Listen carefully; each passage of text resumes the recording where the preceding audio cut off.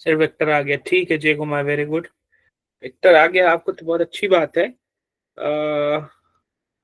अब अगर मैं किसी तरीके का रिजॉल्व, देखो मोस्टली ज्यादातर रिजॉल्व कराता हूँ, और या तो फिर मैं रेक्टेंगुलर कंपोनेंट्स यानी आई कैप जे कैप करवाता हूँ। फिर उसके बाद, हाँ बेटा बोलो रणवीर। या कुछ फिर, नहीं सर। कुछ अच्छा, नहीं सर। या फिर मैं उसमें रिजल्टेंट निकलवाता हूँ। मोस्टली रिजल्टेंट में एंगल की जरूरत नहीं पड़ती है। हाँ, एक क्वेश्चन आज जो हम कर रहे थे ए minus B A plus B वाला, उसमें हम गलती क्या कर रहे थे, एक स्टूडेंट ने मुझे अभी भेजा कि सर ये ऐसे होगा, तो बेटा आंसर तो मुझे पता था कल, पर जो कॉन्सेप्ट था उसमें मैं एक मिस्टेक ही कर रहा था, मेरे ध्यान में नहीं था उस टाइम। चाय वाय पिया नहीं था यार, एकदम दिमाग काम नहीं कर रहा था। तो उस टाइम मैं गलती ये कर रहा था उसमें, कि उसमें मैं नेगेटिव वैल्यू भी डाल दे रहा था। और जो वेक्टर्स में नेगेटिव होता है ना बेटा, वो वैल्यूज में ये डालना होता है, वो सिर्फ डायरेक्शन को रिप्रेजेंट करने काम करता है। मैथमेटिकली आपको नेगेटिव डालने की जरूरत नहीं है, या अगर आप नेगेटिव डाल भी रहे हो तो फिर आपको एंगल सेम लेना है। ये दो चीज करने की उसमें जरूरत थी। क्या समझाना चाह रहा हूं मैं, एक बार देख लो। मैं ये कह रहा था कि ये वेक्टर ए है, जो बच्चे वेक्टर से क्लास में थे उनसे मुखातिब हूं मैं, उनसे बात कर, ठीक है। और ये एंगल, तो अगर मैं vector A plus vector B लिखूंगा, तो यहाँ पे क्या हो जाएगा, under root A square plus B square plus 2ab cos theta, ये हो जाएगा आपका एडिशन। लेकिन अगर मैं ये वेक्टर ए लूं और फिर इस वेक्टर बी को पलट दूं, माइनस बी कर दूं, तो ये हो जाएगा वेक्टर माइनस बी, और ये उन दोनों के बीच का एंगल। तो अगर ये बी के साथ थीटा एंगल बना रहा था, तो ये वाला एंगल कितना हो जाएगा बेटा, 180 माइनस थीटा। 180 माइनस थीटा हो जाएगा। तो आपको क्या करना था यहाँ पे, हम दो चीजों का एडिशन कर रहे हैं, एक वेक्टर ए का और उसमें ऐड कर रहे हैं माइनस वेक्टर बी, जिसको हम कह तो सकते हैं vector A minus vector B. लेकिन वेक्टर सब्ट्रैक्शन कोई एक्चुअल में कॉन्सेप्ट होता नहीं है, ये एडिशन ही होता है। इस सही बोलने का तरीका गुड ये है, इवनिंग सर। हाँ गुड इवनिंग। इसको बोलने का सर तरीका, गुड इवनिंग। गुड इवनिंग बेटा। इसको बोलने का तरीका ये है कि वेक्टर ए और वेक्टर माइनस बी को ऐड कर रहे हैं। जनरल लैंग्वेज में बोल सकते हो कि वेक्टर ए और वेक्टर बी को हम सब्ट्रैक्ट कर रहे हैं। अब अगर मैं इसका रिजल्टेंट निकालूंगा, तो या तो मैं सिंबल माइनस रखूंगा और एंगल सेम रखूंगा, यानी कि ये करूंगा ए स्क्वायर प्लस ए स्क्वायर प्लस माइनस बी का स्क्वायर प्लस 2 टाइम्स ए इंटू माइनस बी और कॉस थीटा। अगर मैं सिंबल मैथमेटिकली डाल रहा हूं तो एंगल वही सेम रखूंगा जो उनके बीच शुरू में था, थीटा एंगल था, जो पलटने से पहले एंगल था, वही एग्जैक्टली सेम रखूंगा, क्योंकि यहाँ पे मैं सब्ट्रैक्शन समझ करके कैलकुलेट कर रहा हूँ। तो अगर मैं सब्ट्रैक्शन समझ करके कैलकुलेट करूंगा, तो मैं एग्जैक्ट वही एंगल रखूंगा जो ए और बी के बीच का एंगल था। यहाँ पर ए और माइनस बी के बीच का एंगल नहीं रखेंगे हम, क्योंकि यहाँ पर ए और माइनस बी की बात नहीं हो रही है, ए और बी की बात हो रही है, और ए और बी का एडिशन नहीं हो रहा है, ए और बी का सब्ट्रैक्शन हो रहा है। तो फॉर्मूले में सिर्फ यहाँ पर माइनस आ जाएगा, अंडर रूट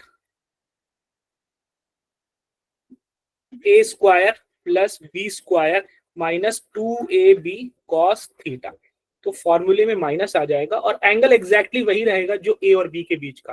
तो ए और बी के बीच को अगर आप सब्ट्रैक्शन कर रहे हो और अगर ए और बी के बीच का एडिशन कर रहे हो, तो एंगल सेम रखोगे। बात समझ में आई क्या बेटा मैं क्या कह रहा हूँ? Yes sir. हाँ, लेकिन अब मैं कह रहा हूं कि सब्ट्रैक्शन नाम का कोई कॉन्सेप्ट होता ही नहीं, सिर्फ एडिशन नाम का कॉन्सेप्ट होता है, जो कि एक्चुअली ट्रू बात यही है।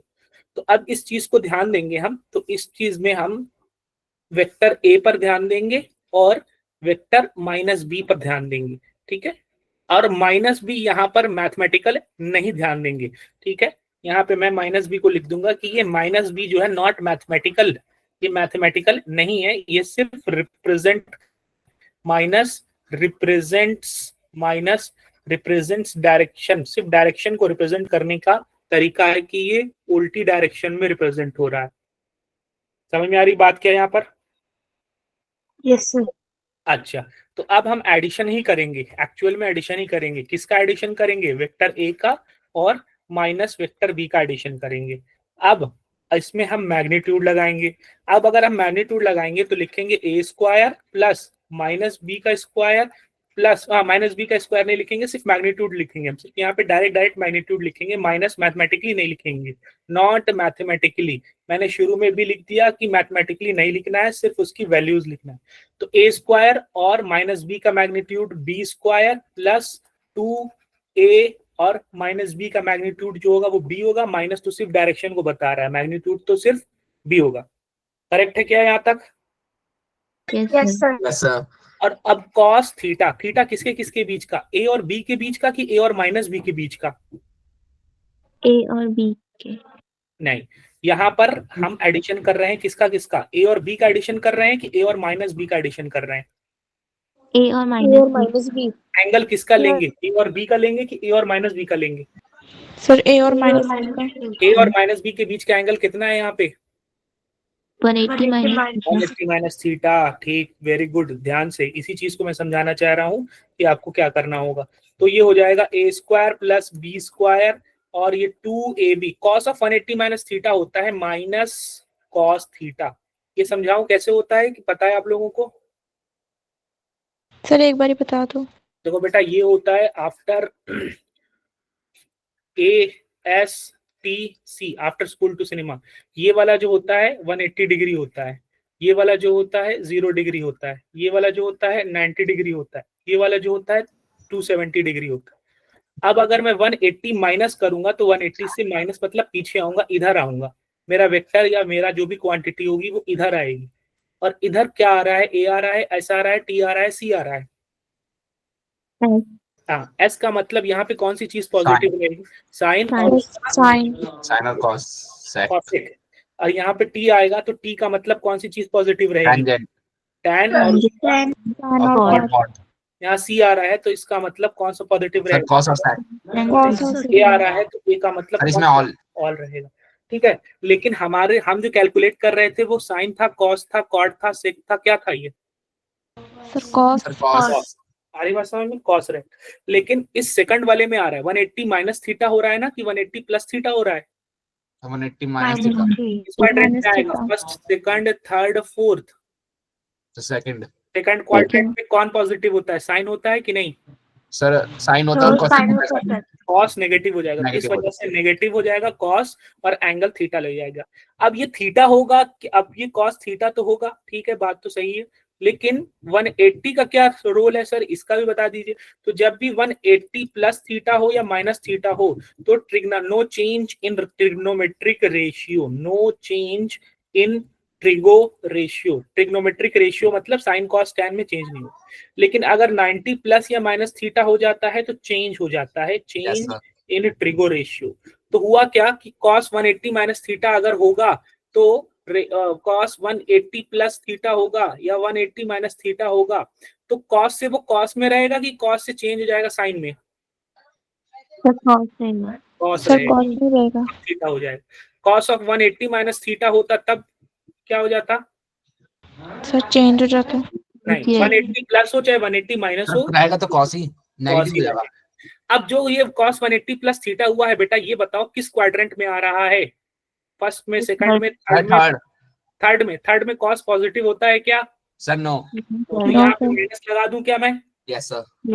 यहाँ पे बताओ cos of 180 minus theta, ratio change होगा कि नहीं चेंज होगा? No sir. 180 माइनस थीटा किस क्वाड्रेंट में आता है बेटा? सेकंड क्वाड्रेंट में। सेकंड क्वाड्रेंट में cos पॉजिटिव होगा कि नहीं होगा? No sir. अब उसी तरीके से अगर मैं लिख दूं साइन ऑफ 90 प्लस थीटा, तो पहले बताओ ट्रिग्नोमेट्रिक रेशियो चेंज करूं कॉस में कि नहीं करूं?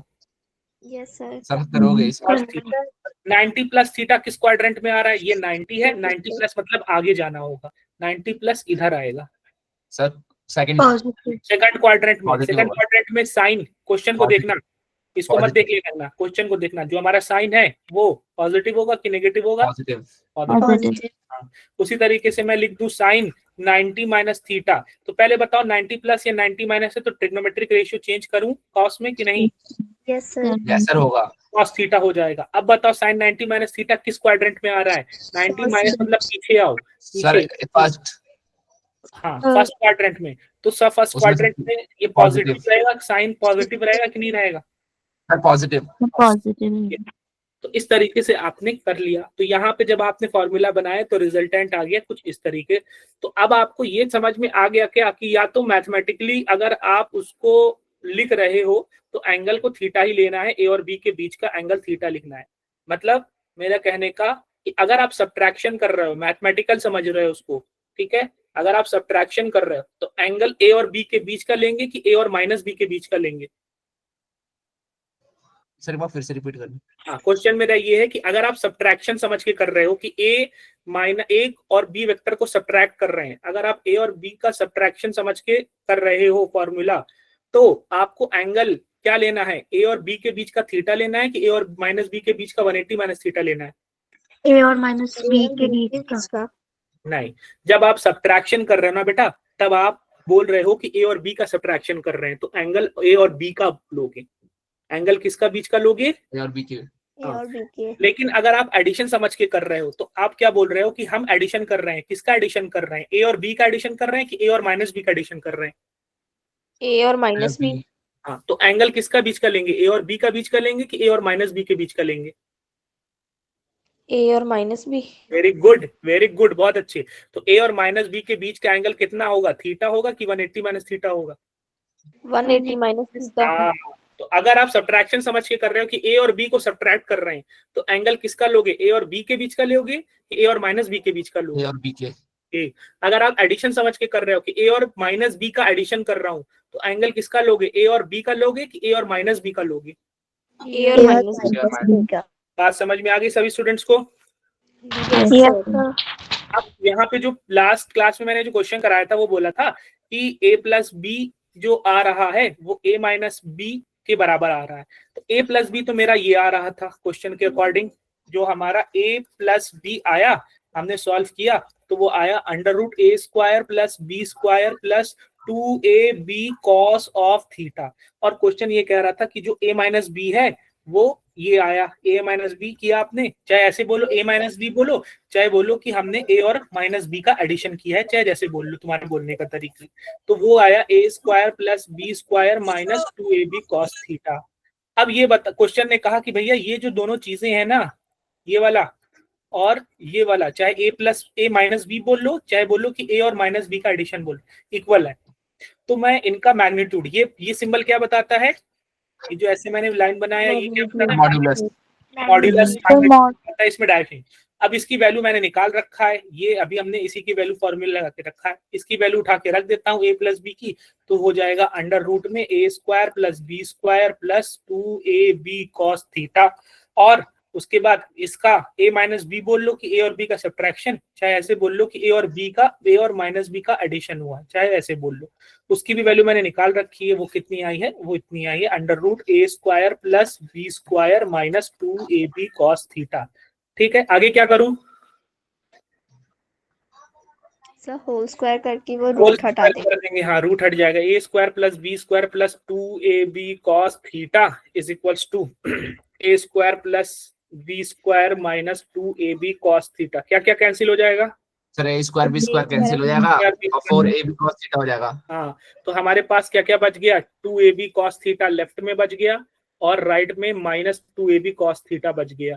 अगर मैं इस माइनस वाले को उधर ले जाऊंगा तो प्लस हो जाएगा, एड अप होकर के 4ab cos थीटा। यहाँ से सब उठा के ले गया हूँ, कुछ नहीं बचा, मतलब 0 बचा।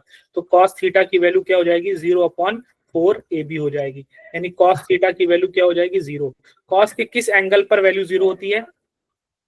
90। थीटा की वैल्यू क्या हो जाएगी बेटा? 90। यही पूछा था क्वेश्चन में कि दोनों वेक्टर्स के बीच का एंगल कितना है। ठीक है, ये ए और बी के बीच का एंगल है कि ये ए और माइनस बी के बीच का एंगल है? ए और बी के बीच का। हाँ, अगर ए और बी के बीच का एंगल है ये वाला थीटा। ठीक है, वेरी गुड। बात समझ में आई क्या सारे स्टूडेंट्स को? Yes sir. Yes sir. अभी किसी को कोई डाउट, कोई प्रॉब्लम, कोई इशू? No sir. चलो, वेरी गुड, बहुत अच्छे। चलो, वेटेज की बात कर लें तो हॉरिजॉन्टल प्रोजेक्टाइल और इंक्लाइंड प्लेन से ये वेटेज रहा है last year back to back में।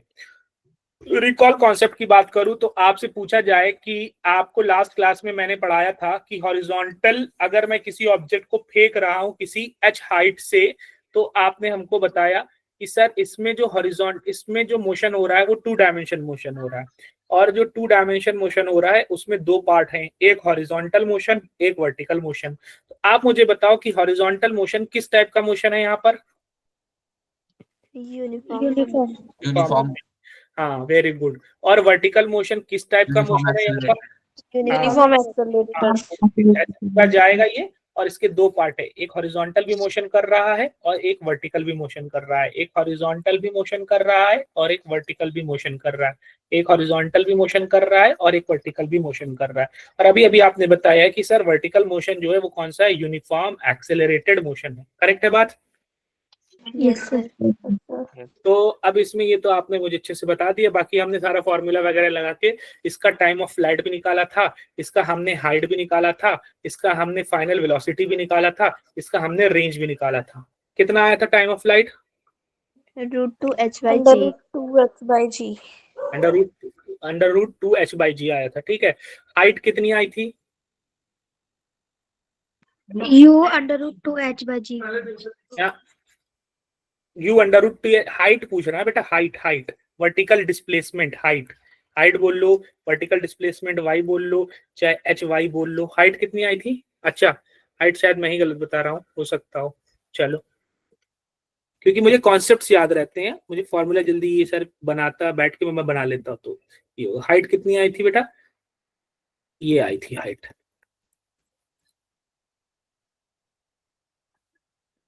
हाँ हाइट हाइट दे रखी थी हमें। ठीक है, हाइट आई थी बेटा ये ½ GT² आई थी, और इसमें वैल्यू डालना था। ठीक है, ½ GT² आई थी और उसमें वैल्यू डाल करके निकालना था हमको। कोई स्पेसिफिकली हाइट हमको नहीं दी, हाइट आपको दी जाएगी और हाइट आपको निकालना रहेगा। अगर आप हाइट निकालना चाहते हो तो आप निकाल सकते हो कि नहीं निकाल सकते हो? Yes sir. हाँ, तो उसके लिए आपको इनिशियल वेलोसिटी दिया, क्या दिया था? हाँ, अच्छा चलो हाइट निकाल ही लेते हैं, बताओ फटाफट। हाइट जो हो रहा है किस मोशन में हो रहा है? हॉरिजॉन्टल मोशन में कि वर्टिकल मोशन में? वर्टिकल। Vertical motion. तो वर्टिकल मोशन में क्या लगेगा? यूनिफॉर्म मोशन का फॉर्मूला कि इक्वेशन ऑफ मोशन लगेगा? सही क्वेश्चन ऑफ लगा लेते हैं, h is to ut plus ½ AT² ये फॉर्मूला। लेकिन h वर्टिकल वाला है तो hy लिख रहा हूँ, ये uy लिख रहा हूँ, ये ay लिख रहा हूँ। hy मुझे निकालना है। इनिशियल वर्टिकल वेलोसिटी कितनी थी यहाँ पर? 0 थी। तो ये खत्म हो गया। और ये हाफ एक्सेलरेशन कितना लग रहा है? -i। नेगेटिव। टाइम अभी आपने बताया कितना है? √2h/g।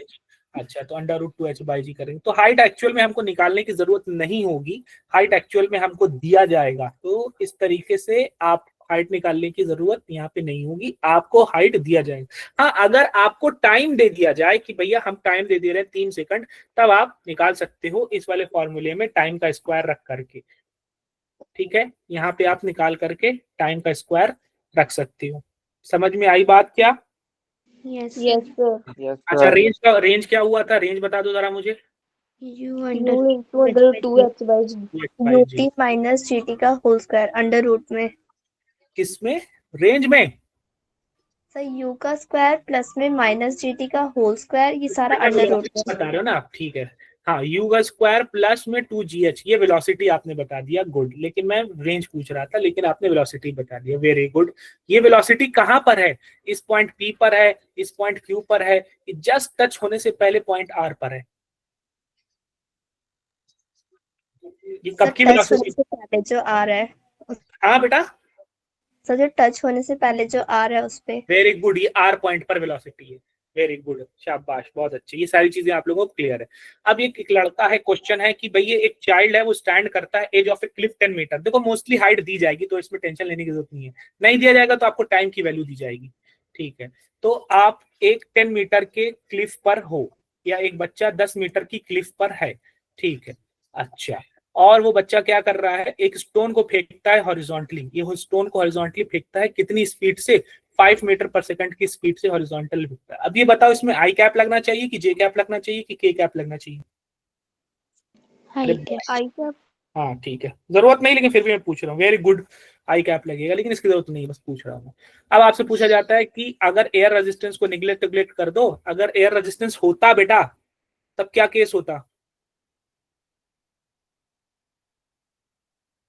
अगर एयर रेजिस्टेंस की प्रेजेंस होती बेटा तो क्या मामला होता? कुछ चेंज होता कि कुछ चेंज नहीं होता? चेंज होगा। क्या चेंज होगा जी?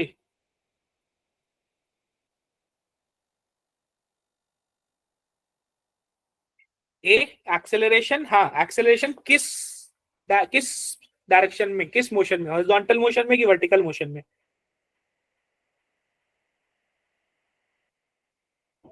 हाँ, हॉरिजॉन्टल मोशन में आपका एक्सेलरेशन लगने लगता, क्योंकि जब ये ऐसे मूव करता ना, हॉरिजॉन्टल हवा जो है उसको हॉरिजॉन्टली रेजिस्ट करती, हॉरिजॉन्टल फोर्स लगाती, हॉरिजॉन्टल रेजिस्टेंस लगाती, हॉरिजॉन्टल फोर्स लगाती, मतलब हॉरिजॉन्टल एक्सेलरेशन लगता।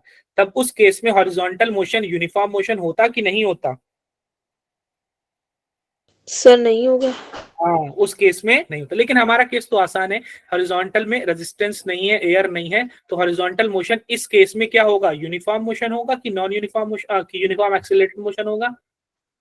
Uniform motion. टेंशन लेने की जरूरत नहीं है अभी आपको। Speed with which the stone hits the ground, जब वो ग्राउंड को हिट करता है तो कितनी स्पीड से करता है? तो अभी आप लोगों ने मुझे फॉर्मूला बताया था। क्या फॉर्मूला बताया था कि जब वो ग्राउंड को हिट करेगा वो किस स्पीड से करेगा? आर पॉइंट पर क्या था? Root U square plus root 2GH। हाँ, रूट 2GH नहीं था, रूट 2GH यहाँ पे स्क्वायर हो चुका था, तो रूट हट चुका था। ये ऐसे फॉर्मूला है ए केस, ये ऐसे फॉर्मूला है बी केस। ए केस है कि बी केस है? बी के। हाँ, वो रूट हट चुका था। हाँ, तो आपका एक्चुअल में formula you square plus 2GH, बस वैल्यूज डाल दो। 15 आ रहा है, that is not constant velocity. हाँ, वेरी गुड जी कुमार, ठीक है। Let's say you square initial velocity कितनी है भाई? 5 का स्क्वायर, ठीक है, प्लस 2 इंटू जी, जी की वैल्यू कितनी होती है? 10 इंटू एच, एच की वैल्यू कितनी है यहाँ पर? 10 मीटर। हाँ ठीक है। अब आप कहोगे कि अरे सर जी की वैल्यू तो वो करना था, ये करना था। बेटा हम उसको स्क्वायर स्क्वायर करके सारी चीजें करके, हम इसमें सारी चीजें आ चुकी है पॉजिटिव में, इसमें अब आपको टेंशन लेने की जरूरत नहीं। एच की वैल्यू कितनी है? 10 है, हमने डाल दी है। ये हमने हॉरिजॉन्टल के बेसिस पर केस बना रखा है। 5 का स्क्वायर 25 हो गया, और उसके बाद कितना हो गया बेटा? ये 40, कितना हो गया? 200। हाँ, 200 हो गया। अब ये कितना हो गया सॉल्व होकर के? 225। फिर सॉल्व होकर के कितना हो जाएगा? 15 मीटर पर सेकंड की स्पीड हो जाएगी। हाँ, समझ में आ रही बात क्या सारे स्टूडेंट्स को? Yes sir. हाँ चलो, बहुत Yes, हाँ, बस Yes, सॉल्व करना और कैलकुलेट करना। ठीक, यहाँ पे किसी को टेंशन नहीं ना कि अरे जी की वैल्यू माइनस क्यों नहीं लिया? भाई फॉर्मूला बन गया है, तो माइनस प्लस कट पिट के अब आ गया है, अब आपको टेंशन लेने की जरूरत नहीं है, अब डायरेक्ट वैल्यू डालना है आपको।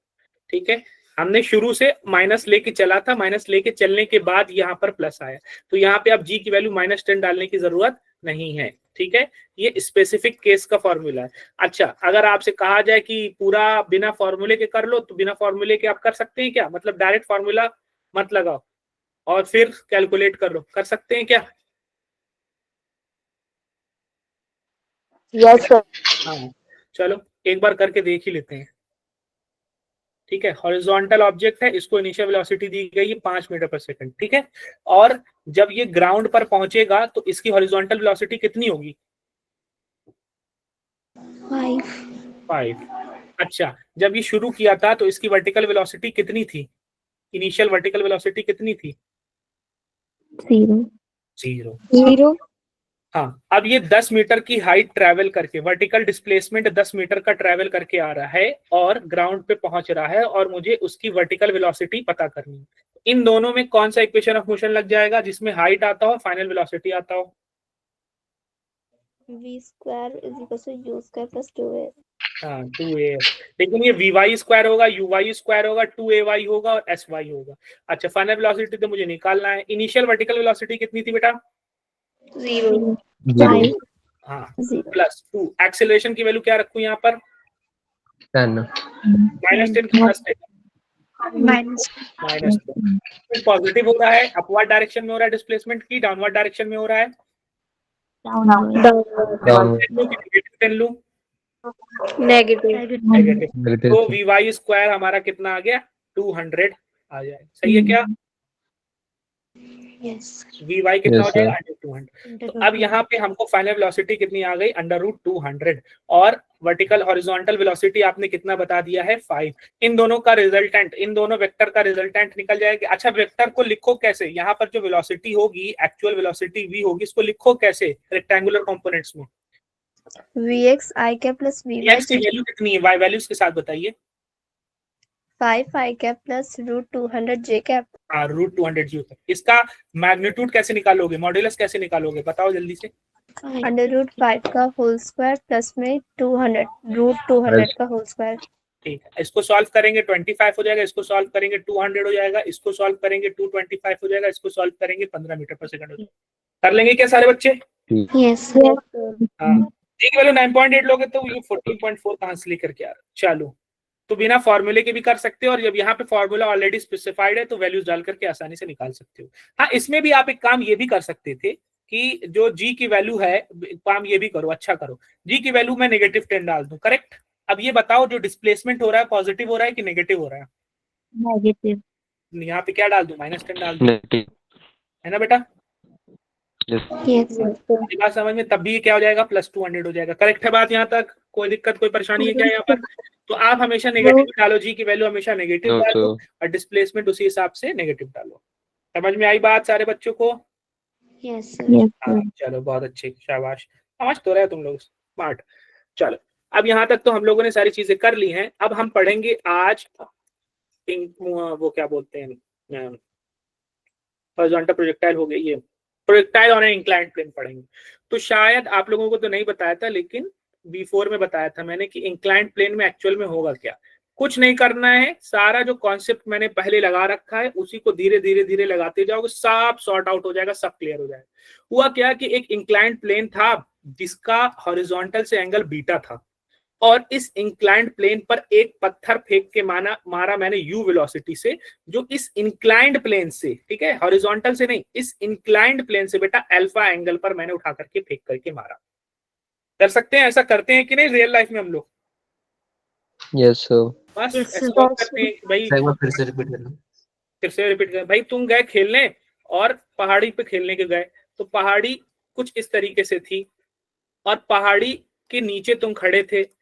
अब बोला गया कि पहाड़ का जो स्लोप का एंगल है, जो उसकी चढ़ान है, जो उसका प्लेन है, वो हॉरिजॉन्टल से बीटा एंगल बना रहा है।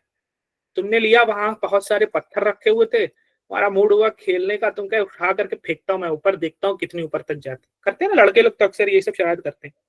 Yes, उठाया sir. पत्थर और फेंक दिया, u वेलोसिटी से फेंक दिया। अब ये जो u वेलोसिटी है, u वेलोसिटी से फेंका, वो इस प्लेन के साथ, प्लेन का लिए ये प्लेन के साथ कितना एंगल बना रहा था, तो मैं थोड़ा सा नीचे से बना देता हूँ तो आसान हो। ये पत्थर उठाया और ऐसे फेंका u वेलोसिटी, और ये प्लेन के साथ कितना एंगल बना रहा था, मैं बोला कि प्लेन के साथ उस लड़के ने अल्फा एंगल बना करके फेंका उस पत्थर को। बात समझ में आई क्या? अब क्या होगा कि ये प्लेन वाला ये जो पत्थर है ऐसे मूव करेगा और ऐसे प्रोजेक्टाइल मोशन करके यहां तक पहुंच जाएगा, पहाड़ी के बिल्कुल टॉप तक, ऊंचाई तक पहुंच गया। अब यहां पर हमने एक काम ये करना है कि हमने देखा कि हमारे पास एक्स एक्सिस होता था और ये -x एक्सिस, ये y एक्सिस हो गया, -y एक्सिस हो गया। ठीक है, बात समझ आई क्या यहाँ तक सभी को? Yes sir. Yes, sir. मैं क्या कर रहा हूं कि मैं अपने इस एक्सिस को टेढ़ा कर दे रहा हूं, और टेढ़ा करके टिल्ट करके किसी एंगल पर बना के मैं अपने कोऑर्डिनेट्स को टेढ़ा कर दिया। अब ये वाला x एक्सिस है मेरा, ये वाला -x एक्सिस है, ये वाला y एक्सिस है, और ये वाला -y एक्सिस है। थोड़ा सा टेढ़ा कर दिया मैंने सारी चीजों को। अब ये जो प्लेन का लाइन होगी ये पॉजिटिव x एक्सिस कहलाएगी, प्लेन के अपोजिट में ये लाइन क्या होगी, -x एक्सिस कहलाएगी, प्लेन के परपेंडिकुलर ऊपर ये क्या क्या कहलाएगा, +y, और प्लेन के परपेंडिकुलर नीचे ये क्या कहलाएगा, -y। मैंने अपने कोऑर्डिनेट सिस्टम को प्लेन के सिस्टम के हिसाब से अलाइन कर लिया, प्लेन के सिस्टम के हिसाब से सेट कर लिया। कोई दिक्कत है यहाँ तक? कर सकते हैं कि नहीं कर सकते हैं? बहुत अच्छा किया। बहुत अच्छा। अब आसान हो जाएगी चीजें, अब आसान हो जाएगी सारी की सारी चीजें। इसमें बस एक काम हमको, काम और समझना है, एक काम और करना है। क्या करना है? एक मिनट,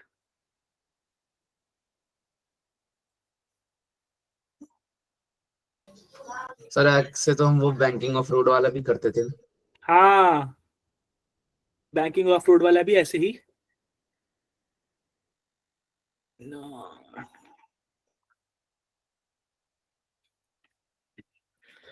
चल। अब हमें क्या करना है, अब हमें करना ये होगा कि जो हमने सारी चीजें आपको बताई कि ऐसे इंक्लाइंड है, ये बीटा एंगल है, एक पत्थर को फेंका गया यू वेलोसिटी से जो कि इस प्लेन के साथ अल्फा एंगल पर जा रहा था, और ये कुछ इस तरीके से प्रोजेक्टाइल मोशन को कंप्लीट करते हुए ऐसे यहाँ पर आएगा। ठीक है, ऐसे प्रोजेक्टाइल मोशन को कंप्लीट करते हुए आएगा। यहाँ तक तो बात ठीक है, लेकिन इस पर जो ग्रेविटेशनल एक्सेलरेशन लग रहा था वो तो परपेंडिकुलरली डाउनवर्ड लग रहा था क्या, कि कुछ ऐसे लग रहा था, ए केस की बी केस? भाई एक्सेलरेशन अर्थ तो हमेशा परपेंडिकुलर डाउनवर्ड ही लगती है, वो हमेशा ए केस वाला मामला ही रहेगा, उसमें थोड़ा ना लेना देना है। आप पहाड़ी पे गए हो, अर्थ थोड़े ना टेढ़ी हो गई है, अर्थ तो अपना वैसे के वैसे ही है, तो जो एक्सेलरेशन लगेगा वो परपेंडिकुलरली डाउनवर्ड ही तो लगेगा, कि वो भी टेढ़ा हो जाएगा।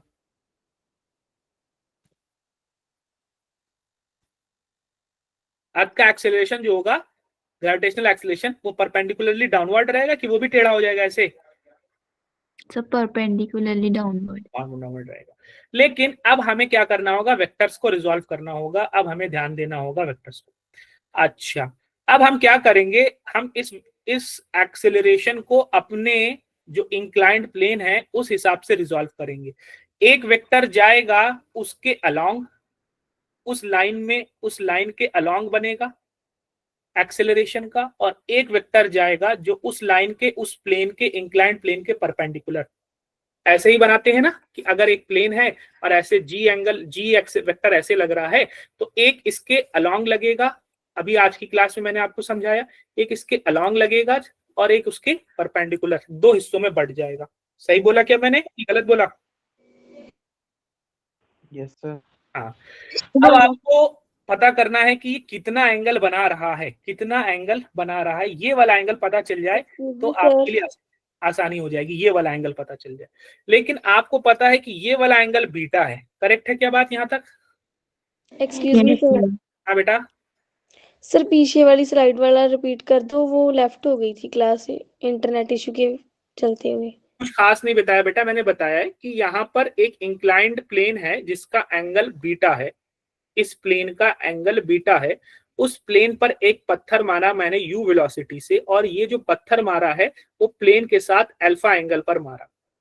तो हमारा जो कोऑर्डिनेट सिस्टम होता था, हॉरिजॉन्टल में एक्स, हॉरिजॉन्टल लेफ्ट में वाई, वर्टिकल अप में वाई, और वर्टिकल डाउन में -y, हमने इस कोऑर्डिनेट सिस्टम को ऐसे टेढ़ा कर दिया, इस प्लेन के अकॉर्डिंग, इस प्लेन के अलोंग सेट कर दिया कि अब इस प्लेन के ऊपर वाला जाऊंगा तो +x, इस प्लेन के नीचे वाला जाऊंगा -x, इस प्लेन के अपवर्ड जाऊंगा तो +y, इस प्लेन के डाउनवर्ड जाऊंगा तो -y। मैंने अपने कोऑर्डिनेट सिस्टम्स को टेढ़ा कर दिया आसानी के लिए, प्लेन को समझने के लिए, प्लेन के अलोंग मोशन को समझने के लिए अपने एक्सिस को टेढ़ा मेढ़ा कर दिया, उसी के अलोंग सेट कर दिया।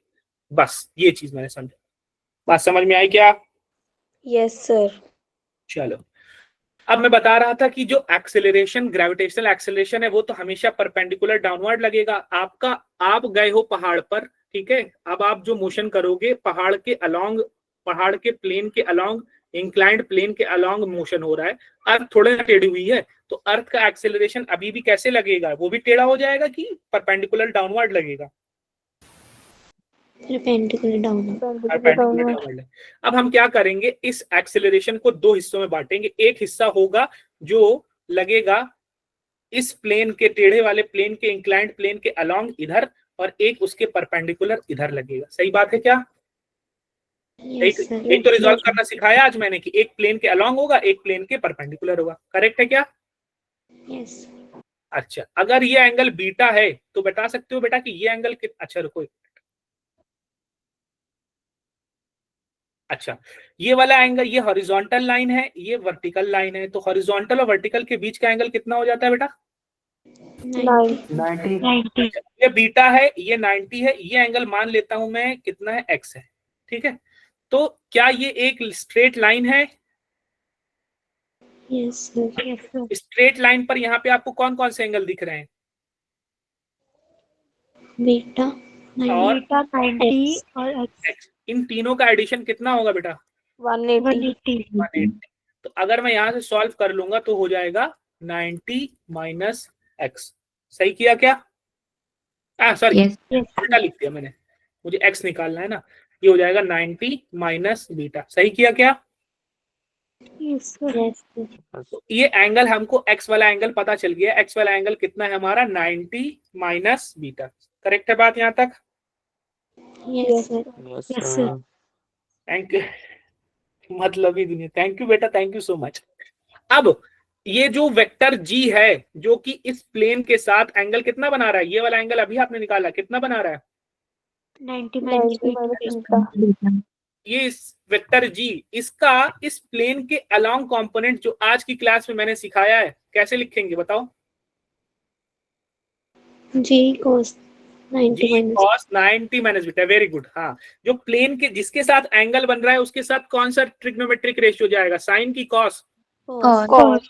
और जो एंगल है वो एग्जैक्ट एंगल लिखना है, ये नहीं कि कुछ और लिखते।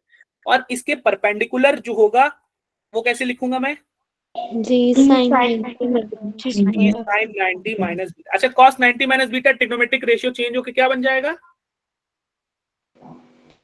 Sin. साइन बीटा हो जाएगा। और sine 90 minus beta trigonometric ratio change होकर क्या बन जाएगा?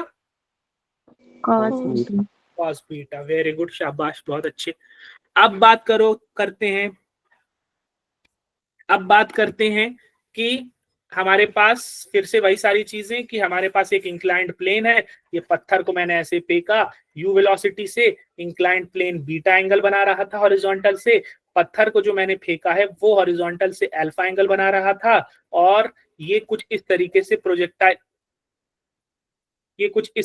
प्रोजेक्टाइल मोशन करेगा और प्रोजेक्टाइल मोशन करके कंप्लीट करेगा जर्नी अपनी। और इस पर ग्रेविटेशनल एक्सेलरेशन लग रहा था नीचे की तरफ g, जिसको आपने रिजॉल्व किया तो एक अलोंग द प्लेन लगेगा g cos g sin beta, और एक परपेंडिकुलर टू द प्लेन लगेगा g sin beta, g cos beta.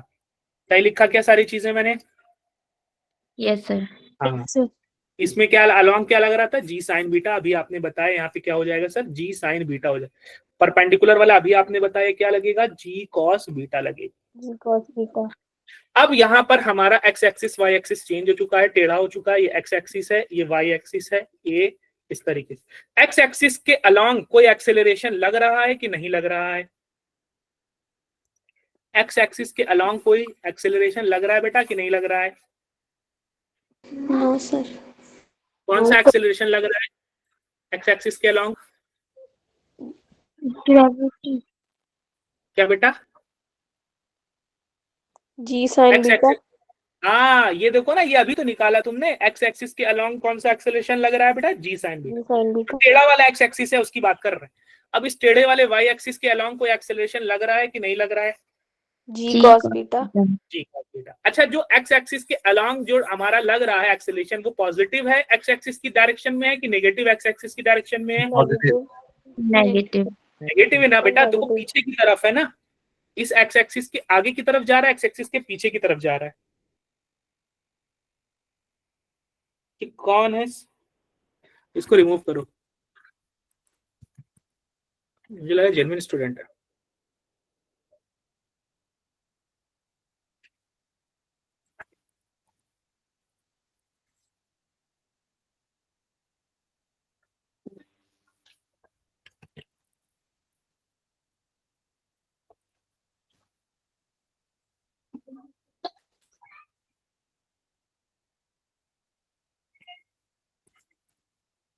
भाग गया। चलो, अब ये जो y एक्सिस के अलोंग एक्सेलरेशन लग रहा है वो पॉजिटिव डायरेक्शन, पॉजिटिव y में है कि नेगेटिव y में है? Negative. negative। अब आप ये बताओ कि अगर मैं x एक्सिस के अलोंग मोशन को कैलकुलेट करूंगा, लगाऊंगा, तो वो यूनिफॉर्म मोशन कहलाएगा कि यूनिफॉर्म एक्सेलरेटेड?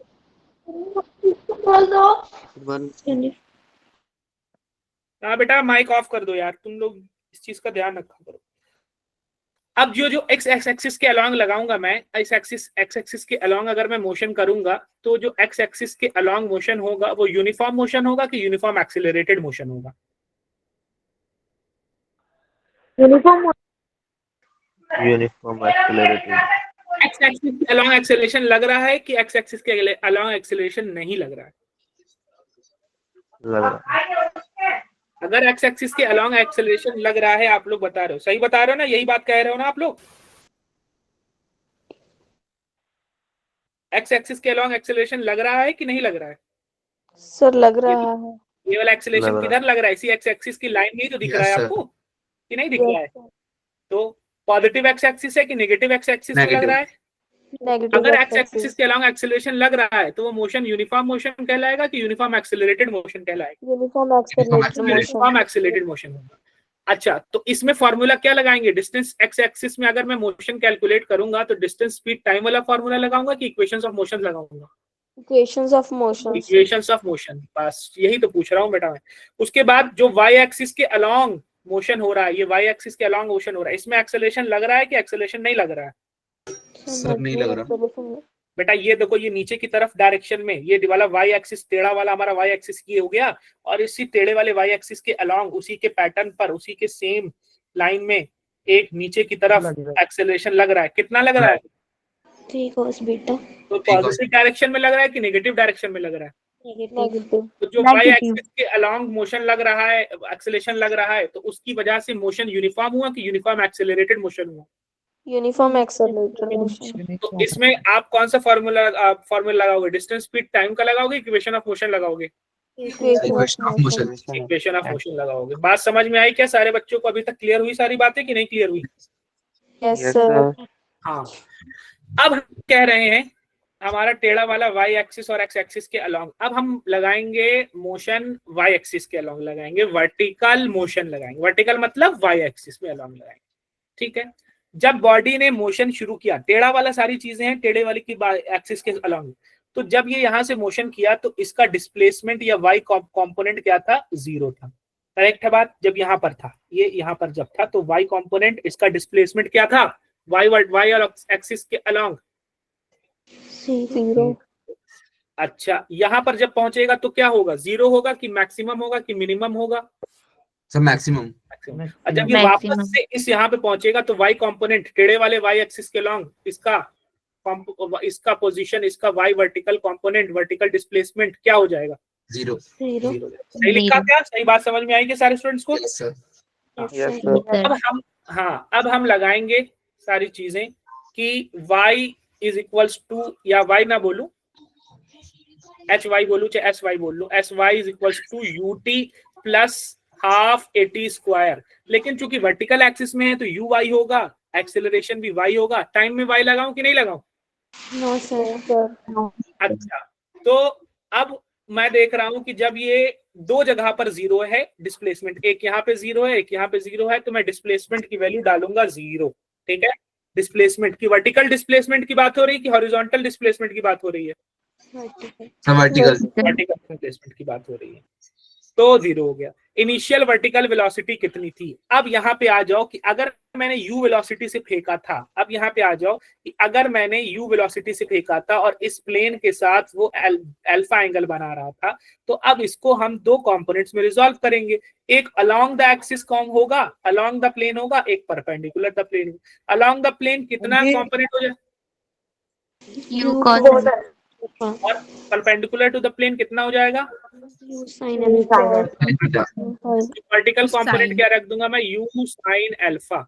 और टाइम मुझे यही निकालना है, प्लस की जगह प्लस, हाफ की जगह हाफ। एक्सीलरेशन बताओ किस डायरेक्शन में लग रहा है और कितना लग रहा है? वर्टिकल वाला acceleration, vertical axis, vertical motion की बात हो रही है यहाँ पे बेटा, तो सिर्फ वर्टिकल वाला एक्सीलरेशन बताना।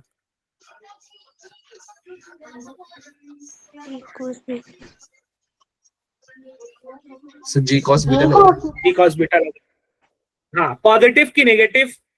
Sir negative. नेगेटिव।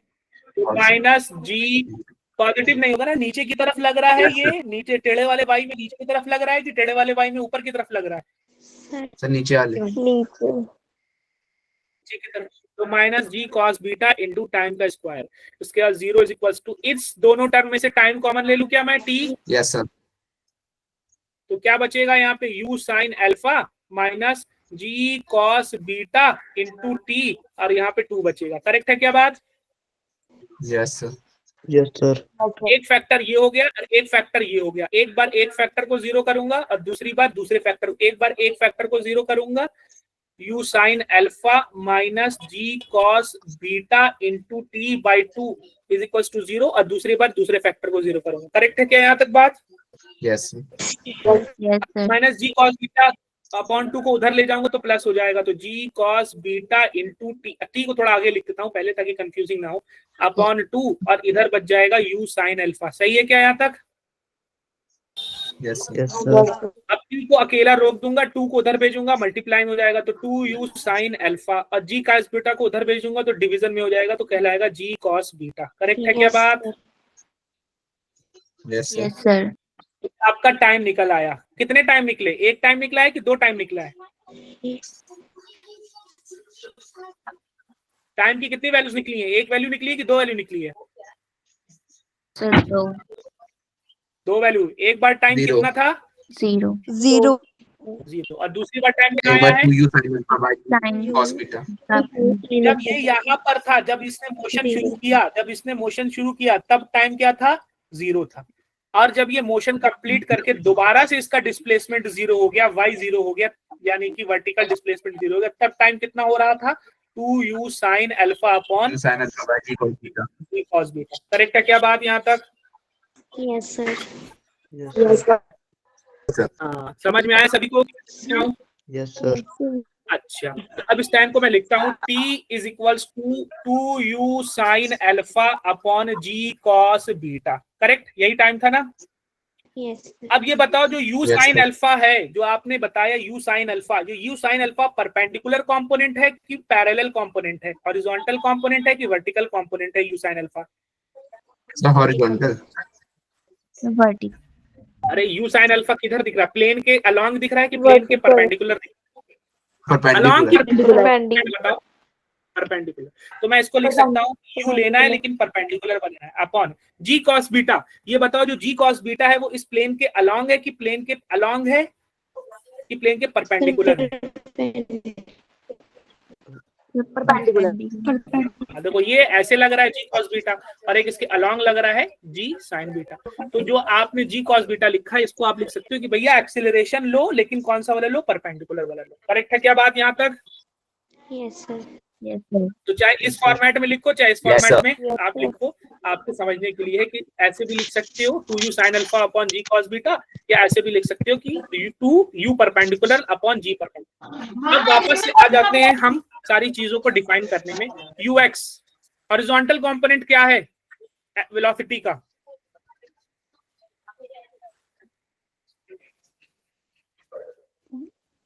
वेलोसिटी का हॉरिजॉन्टल कंपोनेंट क्या है बेटा? हाँ, ये देखो ना, यहाँ पे वेलोसिटी हॉरिजॉन्टल के साथ अल्फा, हमारा टेढ़ा वाला हॉरिजॉन्टल के बारे में बात हो रही है, U cos alpha. अल्फा। अच्छा, वर्टिकल कंपोनेंट क्या है वेलोसिटी का? u sin alpha. हाँ, u साइन अल्फा। उसके बाद एक्सेलरेशन का हॉरिजॉन्टल कंपोनेंट क्या है? अरे एक्सेलरेशन की बात कर रहा हूँ ना, एक्सेलरेशन का हॉरिजॉन्टल कंपोनेंट क्या है? g sin beta. g sign beta. Acceleration का वर्टिकल कंपोनेंट क्या है? g cos beta. g cos beta. ठीक है, g cos बीटा। उसके बाद टाइम का तो कुछ है नहीं मामला यहाँ पर, ये चारों चीज आपको पता है। अच्छा, u cos अल्फा पॉजिटिव है कि u cos अल्फा नेगेटिव है? राइट साइड में है कि लेफ्ट साइड में है u cos alpha? Sir, right. Right Positive. Side. बेटा नेगेटिव कहाँ? u cos अल्फा दिख रहा है आपको? Positive है, sir.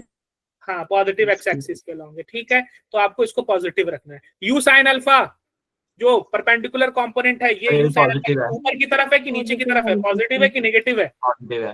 पॉजिटिव है। ठीक है।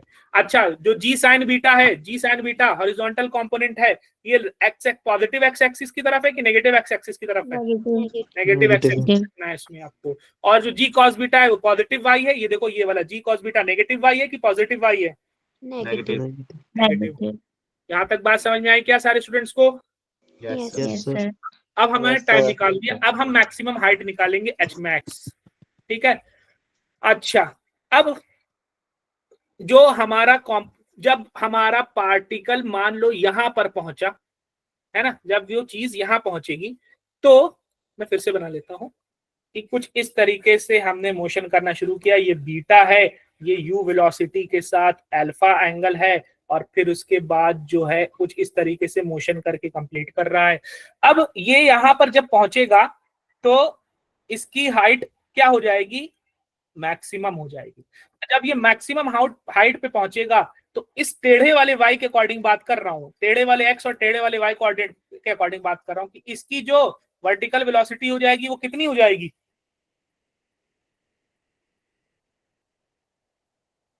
जीरो। हाँ इससे ऊपर जाएगा क्या कि नहीं जाएगा, नो सर। नहीं जाएगा। तो यहाँ पे पहुंच के इसका टेढ़े वाले y के अकॉर्डिंग वेलोसिटी 0 हो जाएगी। ठीक है, सही है बात, यहाँ तक करेक्ट है, कोई दिक्कत कोई परेशानी? No sir. No sir. ठीक है, ठीक है, शाबाश, बहुत अच्छे। अब हम बात करते हैं, अब हम बात करते हैं कि जब हम वहां मैक्सिमम जगह पर रहेंगे तो क्या होगा, तो क्या होगा,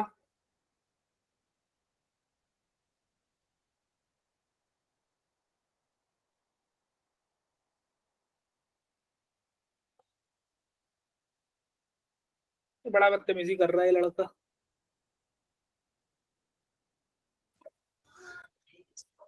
सर फिर से लेफ्ट हो गया शायद। नहीं, इस बार मैंने रिमूव किया, अब देखो। अच्छा, अब जब ये यहाँ पे पहुंचेगा तो इसकी हाइट मैक्सिमम होगी और मैं लगाऊंगा वर्टिकल मोशन, सब टेढ़े वाले एक्स एक्सिस और टेढ़े वाले वाई एक्सिस में बात हुई। वर्टिकल मोशन में हाइट का फॉर्मूला लगाऊंगा और उसमें मैंने बोला वेलोसिटी की बात की, तो हाइट और वेलोसिटी ये किस इक्वेशन में आएगा बताना, सर इक्वेशन ऑफ मोशन में। तो कौन सा वाला, फर्स्ट सेकंड बताओ, इक्वेशन कौन सी में जिसमें हाइट और वेलोसिटी आता है? v square equals to u square plus 2as। v square is equals to u square plus 2as, लेकिन वर्टिकल मोशन में हो रहा है तो vy लिखूंगा, uy लिखूंगा, ay लिखूंगा और sy लिखूंगा। करेक्ट है क्या बात? हाँ, तो vy स्क्वायर जब वो यहाँ पहुंचेगा सी पॉइंट पर तो फाइनल वेलोसिटी कितनी हो जाएगी वर्टिकल वाली? 0। अच्छा, इनिशियल वर्टिकल वेलोसिटी कितनी बोला था आपने? u sin alpha. तो u sin अल्फा का स्क्वायर कर लूंगा, u square sin square alpha. सही लिखा क्या? Yes, yes sir. Sir. Plus की जगह प्लस, Yes, sir. 2 की जगह 2। वर्टिकल एक्सेलरेशन कितना है अभी तुमने बताया? माइनस जी cos beta. Minus cos beta. और जो डिस्प्लेसमेंट है यही तो निकालना है, तो इसको मैं एच वाई लिख देता हूँ, एस वाई लिखो चाहे एच वाई, ये पूरा टर्म उधर जाएगा, पॉजिटिव हो जाएगा, तो 2g cos beta H Y is equals to U square sine square alpha. H Y को रोक लेता हूँ और ये क्या बन जाएगा, U square sine square alpha upon 2g cos beta. सही लिखा क्या? Yes sir. Yes, इसी sir. एच वाई को हम बोल देंगे एच मैक्स। करेक्ट है यहाँ तक बात?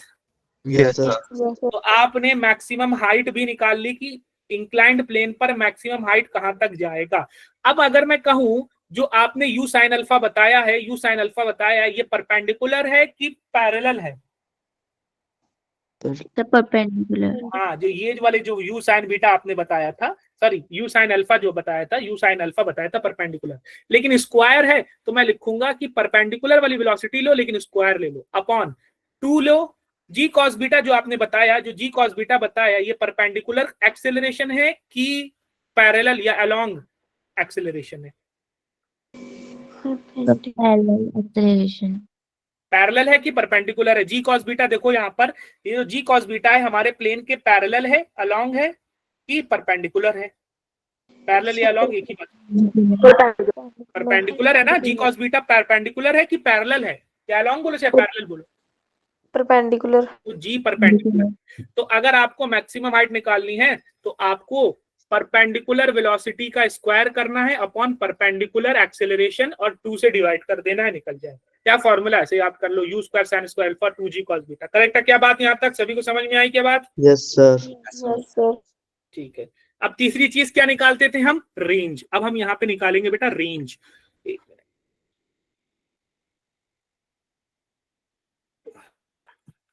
अब हम निकालेंगे रेंज। चलो रेंज निकाल लेते हैं। अच्छा, ये हो रहा है कुछ ऐसे,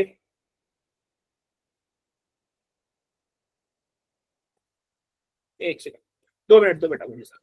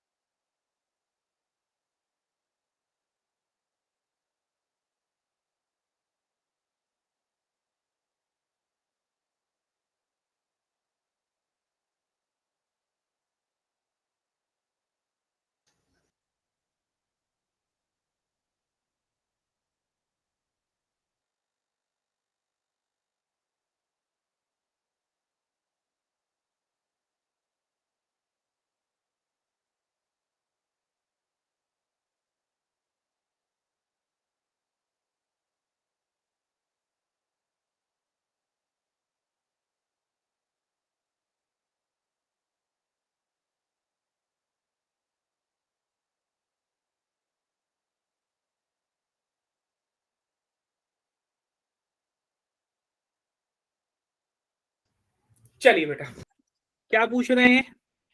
अरे रेक्टिलिनियर मोशन के साथ साथ ये जो आज पढ़ाया है ना प्रोजेक्टाइल मोशन, वो भी आएगा, दोनों आएगा कार्तिक। ठीक, और उज्जवल यूनिफॉर्म मोशन में कौन सा फॉर्मूला लगता है भाई, बताओ आप लोग बताओ, यूनिफॉर्म मोशन में कौन सा फॉर्मूला लगता है? Distance is equal to velocity into time. Distance speed time या डिस्टेंस वेलोसिटी टाइम। अब हम बात करेंगे रेंज की, कि एक ऑब्जेक्ट है जिसको यू वेलोसिटी से फेंका और इस अपने प्लेन के साथ अल्फा एंगल बना रहा था। इसका अल्फा बीटा किसका, हाँ ये सही नाम है। और ये इसके साथ प्लेन का एंगल बीटा था, और कुछ इस तरीके से वो अपना प्रोजेक्टाइल मोशन करेगा। प्रोजेक्टाइल मोशन करने के बाद कंप्लीट करेगा, ठीक है, प्रोजेक्टाइल मोशन करेगा, प्रोजेक्टाइल मोशन कंप्लीट करेगा, ठीक भाई। और इसको यू वेलोसिटी दिया गया था। बाकी आपने सारे कंपोनेंट्स बताए, जल्दी जल्दी बताओ। हॉरिजॉन्टल कंपोनेंट वेलोसिटी का कितना बताया आपने? Q cos alpha.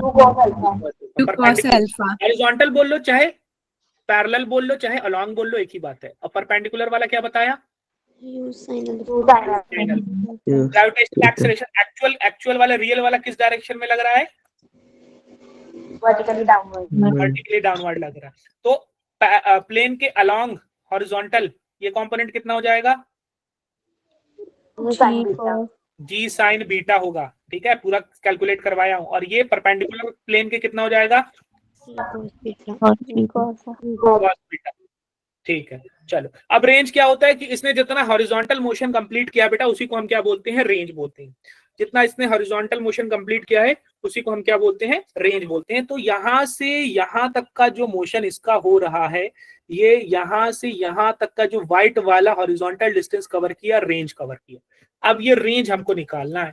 अब आपको बताओ कि जो हॉरिजॉन्टल मोशन हो रहा है, वो हॉरिजॉन्टल मोशन में कौन सा टाइप का मोशन है? यूनिफॉर्म मोशन की uniform accelerated motion? Uniform accelerated motion. मुझे रेंज निकालना है और मुझे टाइम पता है कि पूरी जर्नी करने में टाइम कितना है। मुझे रेंज एक्स नाम देता हूं, आर दे दो चाहे नाम, चाहे एक्स दे दो, आर ही नाम दे दो, या इसको एक्स भी नाम दे सकते हो क्योंकि हॉरिजॉन्टल डिस्प्लेसमेंट है तो उसको एक्स बोल सकते हो। अब मुझे पूरी जर्नी में यहां से यहां तक आने में टाइम पता है, करेक्ट है बात क्या? Yes sir. अब ये बताओ कि डिस्प्लेसमेंट और टाइम में कौन सी इक्वेशन ऑफ मोशन लगेगी? सर डिस्प्लेसमेंट और टाइम में h इज इक्वल्स टू, या ऐसे बोलते हैं s is equals to ut plus half at square. लेकिन चूंकि x एक्सिस के लॉन्ग हो रहा है तो sx लिखता हूं, ux लिखता हूं, ax लिखता हूं। sx मुझे पता करना है, इसका नाम रेंज दे दिया मैंने। ux हॉरिजॉन्टल में आपने बताया था कि पीछे भी बताया था कि हॉरिजॉन्टल में जो वेलोसिटी है वो कितनी लग रही है बेटा? U cos alpha. cos alpha. अच्छा, यहाँ तक पहुंचने में, पूरा रेंज कंप्लीट करने में जो टाइम लगा, टाइम तो चाहे हॉरिजॉन्टल की बात करूं चाहे वर्टिकल की बात करूं, सभी के लिए सेम है। तो टाइम कितना बताया था आपने? use 2u sin आपने बताया कि 2u sin alpha upon g cos beta. Beta. ठीक है, यहाँ तक बात सही है। फिर Yes, माइनस प्लस लिखोगे, हाफ लिखोगे। अब हॉरिजॉन्टल में एक्सेलरेशन कितना है? अभी पीछे आपने हमें बताया कि हॉरिजॉन्टल में एक्सेलरेशन कितना लग रहा है sir? Minus G sine beta. Minus G sine beta. ये आपने पहले ही कैलकुलेट करके रखा था, तो ये आप निकाल देंगे माइनस जी साइन बीटा। और टाइम का स्क्वायर करूंगा तो मैं लिखूंगा 4u square sine square alpha upon G square cos square beta. ठीक है, ऊपर से 2 नीचे से 4 से ये कैंसिल हो गया, ऊपर से जी नीचे से ये जी एक जी का पावर कैंसिल हो गया। सही लिखा क्या मैंने? Yes sir. yes अब ये देखो, ये वाला थोड़ा ध्यान दोगे कि कॉस अल्फा और ये वाला 2 और ये sine alpha, 2 sign alpha cos alpha मिलके क्या बन जाएगा बेटा? sin 2 alpha आप लिखोगे u sin 2 alpha upon g cos beta. Correct है क्या बात यहाँ तक? yes हाँ, ठीक है। और उसके बाद यहाँ पर क्या है? माइनस, और यहाँ पे ऊपर क्या क्या बचा है? 2 बचा है, और क्या बचा है? साइन बीटा, यू स्क्वायर बचा है, साइन बीटा बचा है, और क्या बचा है? साइन स्क्वायर अल्फा बचा है, और नीचे क्या बचा है? जी बचा है, और कॉस स्क्वायर बीटा बचा है। सही है क्या यहाँ तक बातें सारी? Yes sir. अच्छा, एक मिनट, हाफ सही लिखा ना सारी चीजें। 4u square.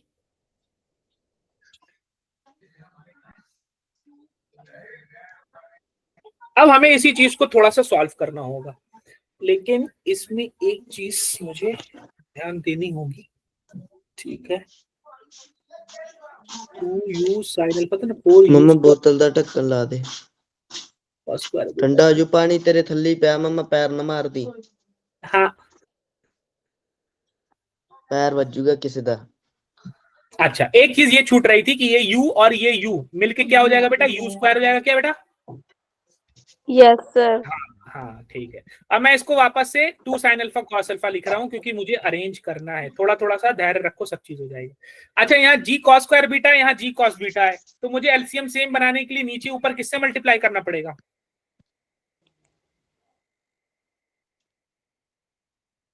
एलसीएम सेम, देखो यहाँ जी है, यहाँ जी है, यहाँ एक कॉस बीटा है, यहाँ 2 कॉस स्क्वायर बीटा है।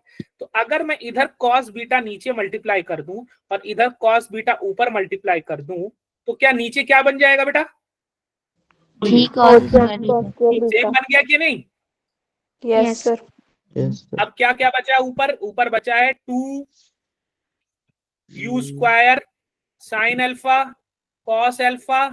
Cos beta minus 2 you square sign beta और साइन स्क्वायर अल्फा। सही है क्या यहाँ तक बातें? Yes sir. किसी को कोई डाउट है क्या इसमें यहाँ तक? 4 अंडे दे बनाए ने। कितने अंडे?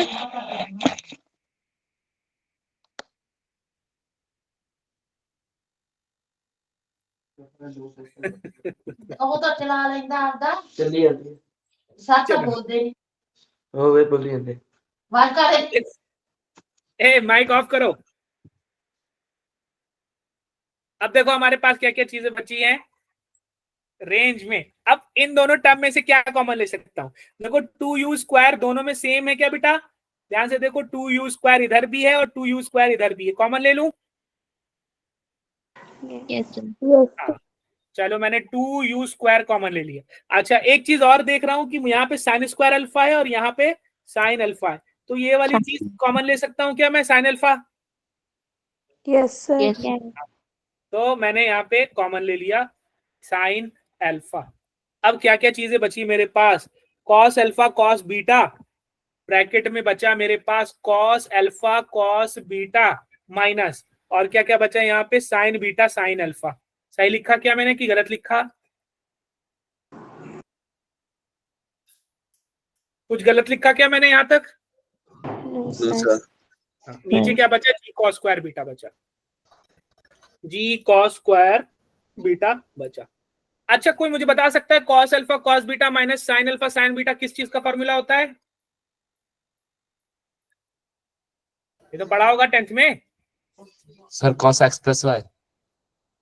किसी ने नहीं पढ़ा? किसी को नहीं पता ये फॉर्मूला? ये फॉर्मूला होता है cos of alpha plus beta का फॉर्मूला होता है, और नीचे आ गया जी कॉस स्क्वायर बीटा हो गया। सर मैंने अभी यही तो बोला था cos x plus y, तो उसी में हाँ, तो कॉस आवाज नहीं आई थी आपकी बेटा। तो इस तरीके से आपने रेंज भी निकाल लिया। बात समझ आई क्या?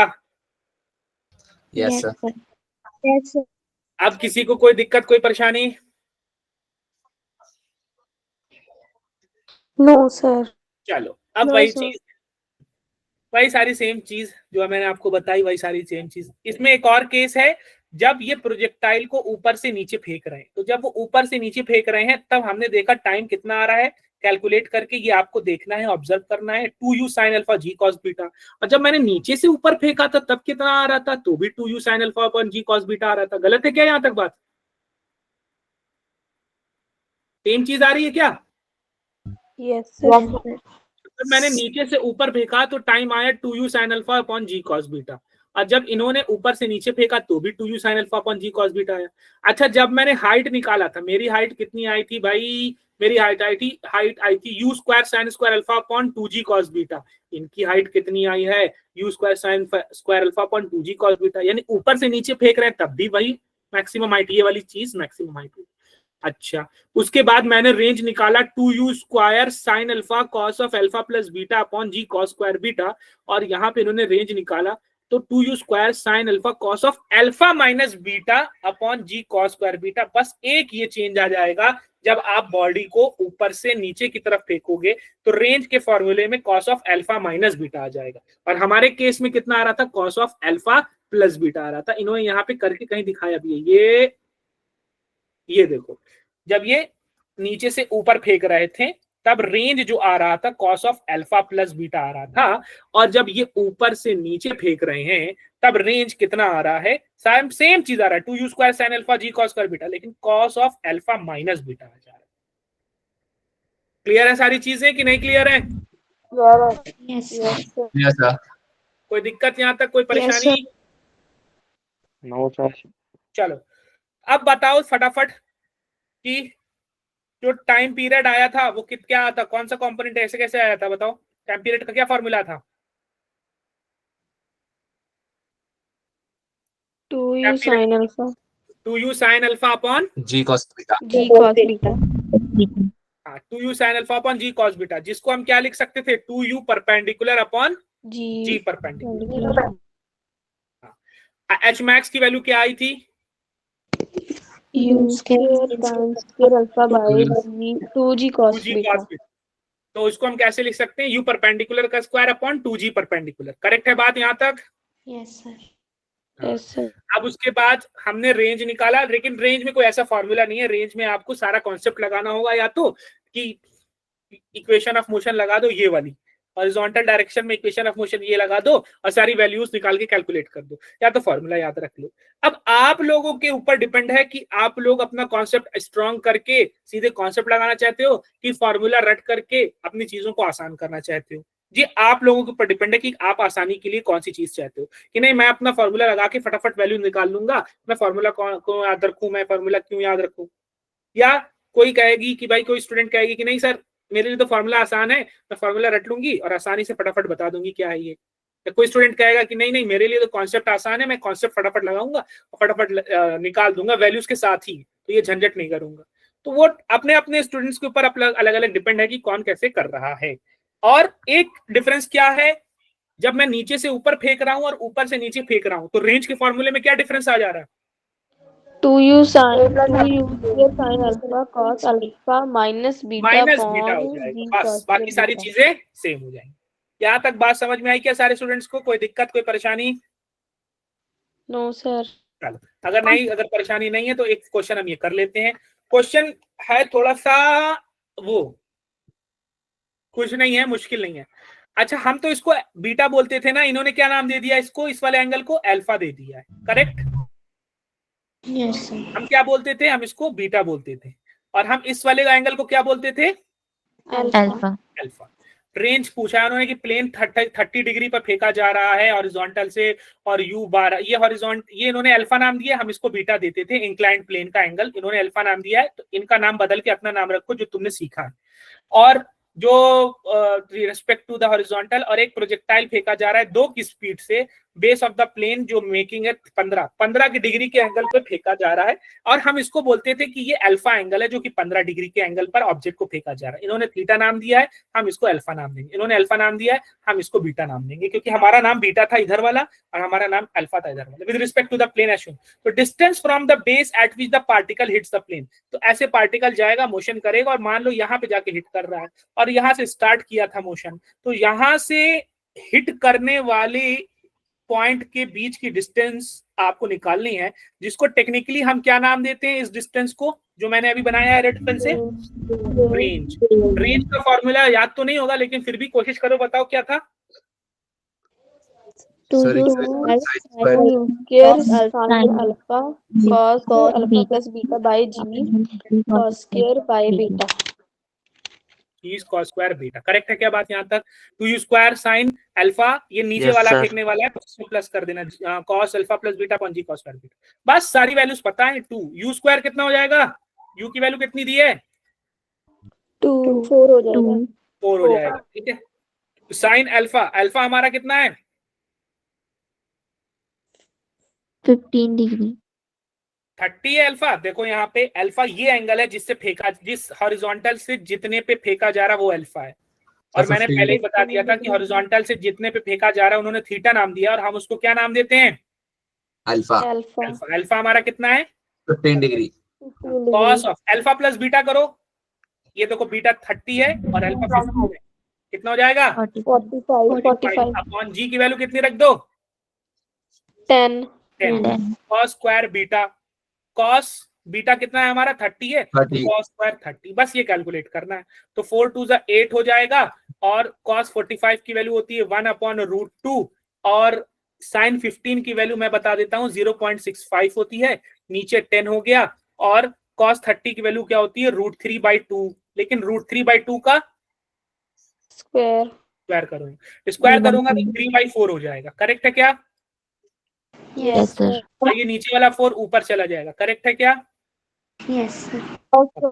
हाँ, अब हम क्या करेंगे, थोड़ा सा कैलकुलेट कर लेंगे, कैलकुलेटर का इस्तेमाल कर लेंगे। कैलकुलेटर कहता है कि आप नहीं करेंगे, मैं करूंगा, सिर्फ मेरे लिए अलाउड है। 8 × 0.65 × 4, और इसको आपको डिवाइड करना है 30, ये क्या हो गया? 30 से, और फिर आपको इसको डिवाइड करना है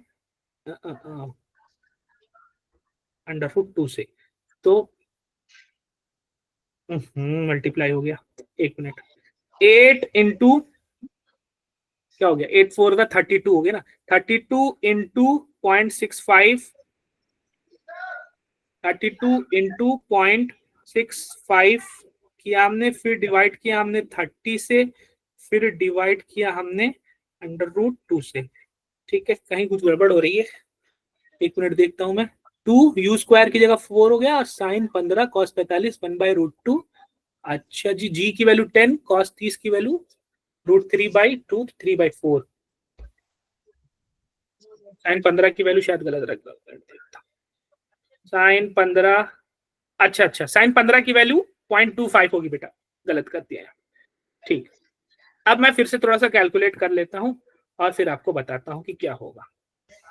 32 × 0.25 डिवाइडेड बाई 30 और डिवाइडेड बाई √2, 0.188 आ रहा है आंसर, और जिसको हम नियरली 0.2 मीटर कर सकते हैं।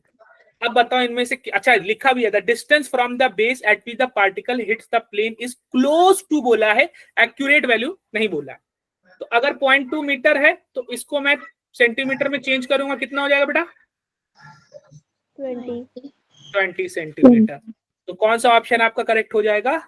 ऑप्शन नंबर ठीक है, क्लोज टू बोला है, ध्यान रखना, उन्होंने पहले ही बोल दिया, एक्यूरेट आंसर लाने की जरूरत नहीं, किसके पास है, तो 18 के पास नहीं है तो 0.188 0.19 हो जाएगा, और थोड़ा सा आगे इंक्रीज करेंगे। एक्चुअल में और वैल्यू सही से रखूंगा तो वो 0.19 आता, वो 20 सेंटीमीटर आपका आंसर करेक्ट हो जाता। डिक्रीज नहीं करते हैं, इंक्रीज करते हैं हमेशा जब भी इस तरीके से आंसर आए।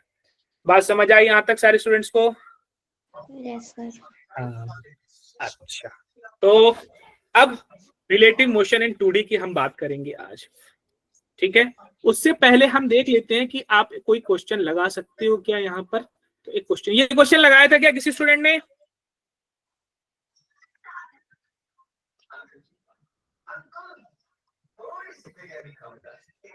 अच्छा, बताओ आदित्य, कैसे लगाया था क्वेश्चन?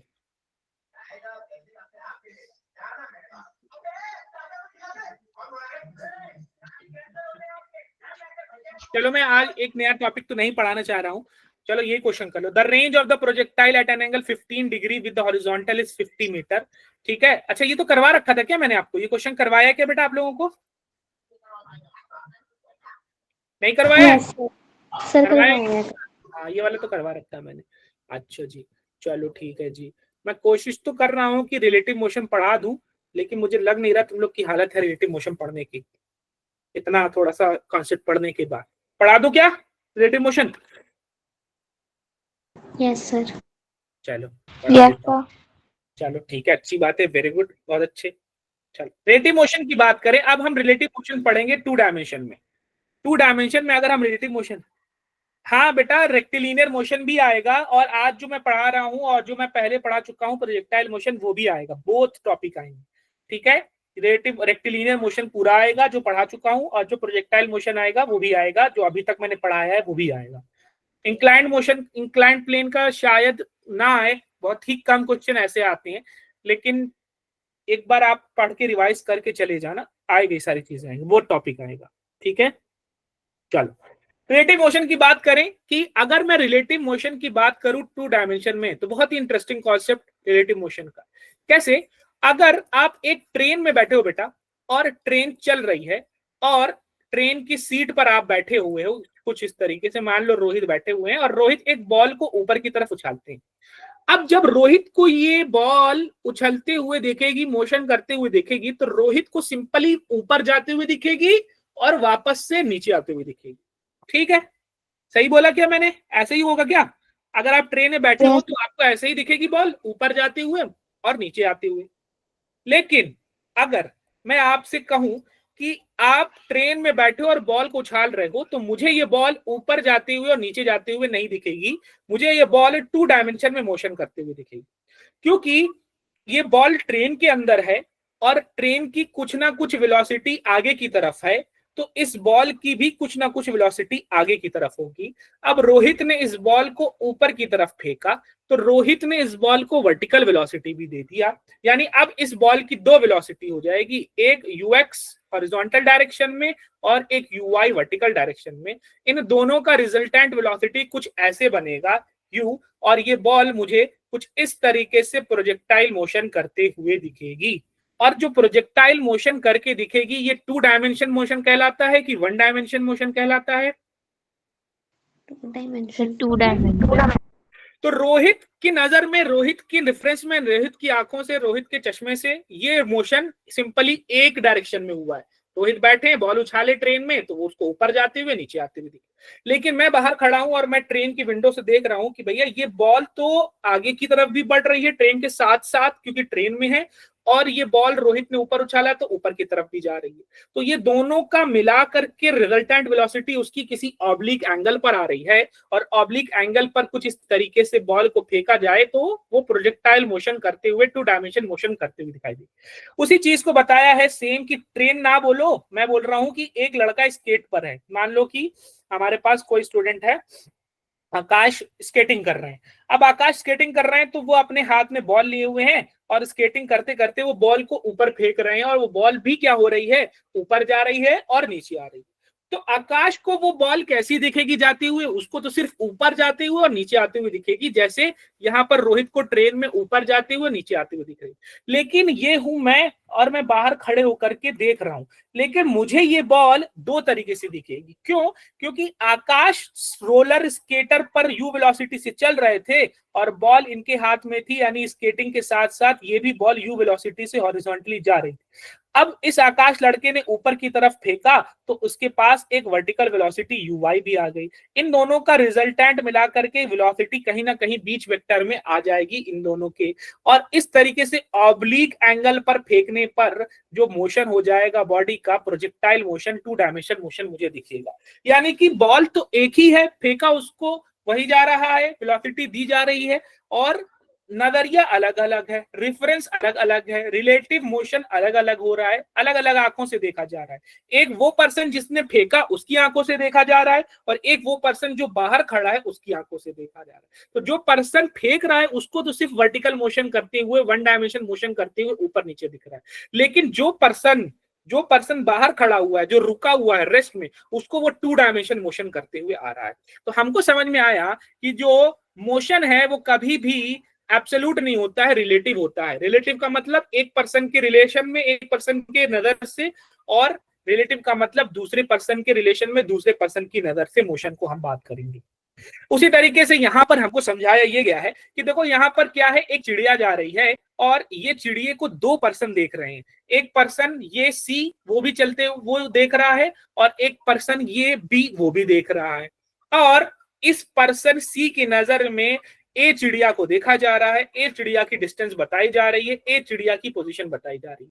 तो अगर मैं बात करूं देखा किसको जा रहा है, किसकी पोजीशन बताई जा रही है, आर किसका बताया जा रहा है, पोजीशन किसका बताया जा रहा है, ए चिड़िया का, और देख कौन रहा है, बता कौन रहा है, ये सी पर्सन। तो लिखने का तरीका R A C. Relative motion बताया था पीछे क्लास में, आप लोगों को याद है कि नहीं, 1 डायमेंशन में?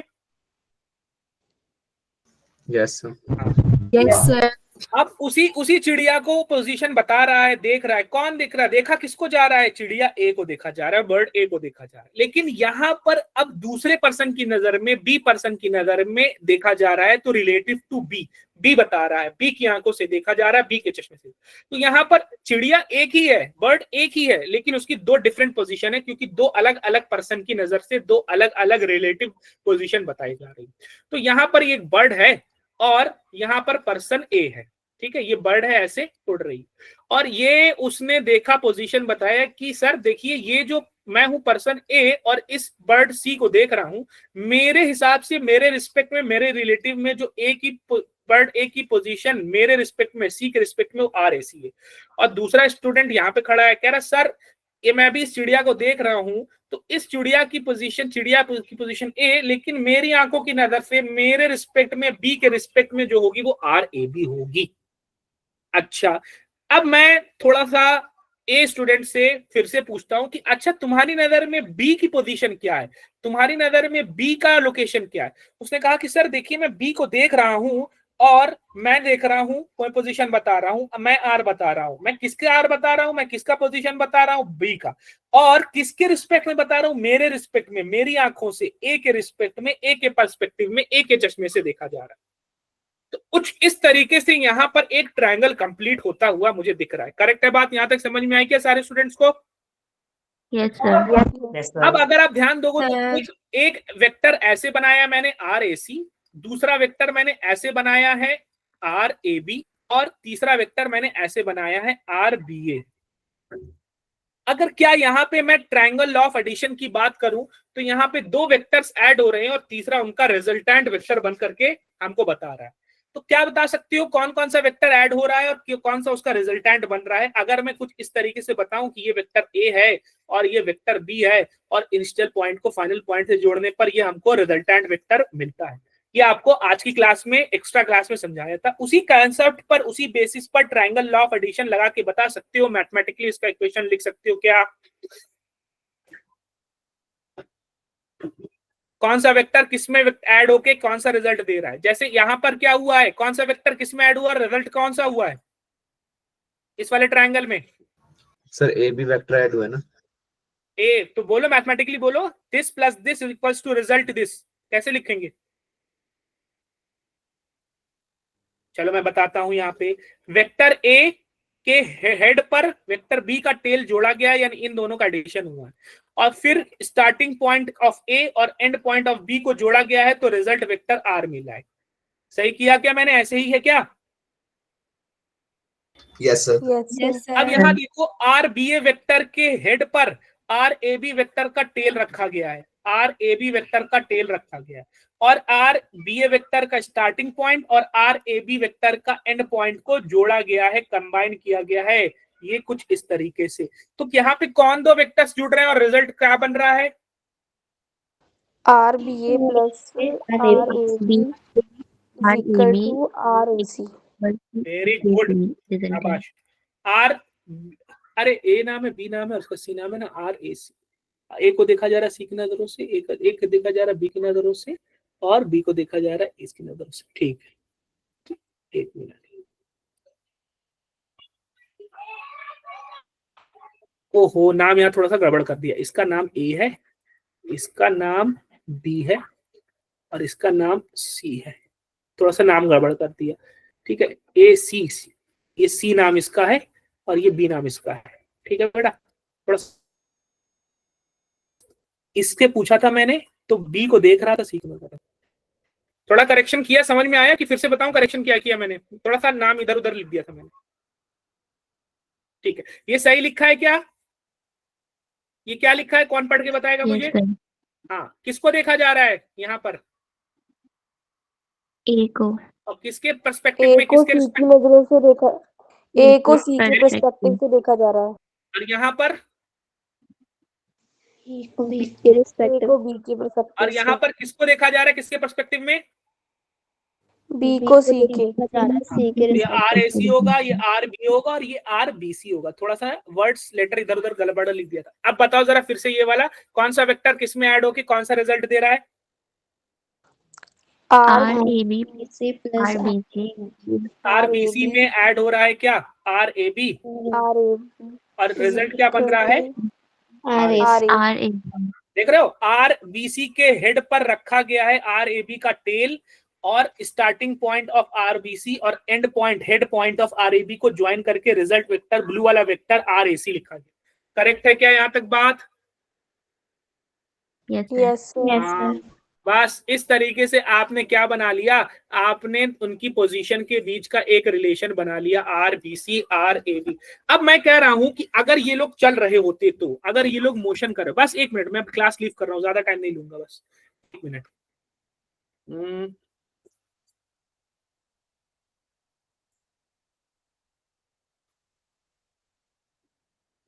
हाँ, ज्यादा टाइम नहीं लूंगा बेटा, बस। अब मैं कह रहा हूं कि ये जो हमने पीछे रिलेशन बनाया बेटा, R B C R A B R A C, तो हमने लिखा R B C R A B R A B, जिससे मिलके हमको आर ए सी। ठीक है, अब मैं कह रहा हूं उसको डिफरेंशिएट कर दो।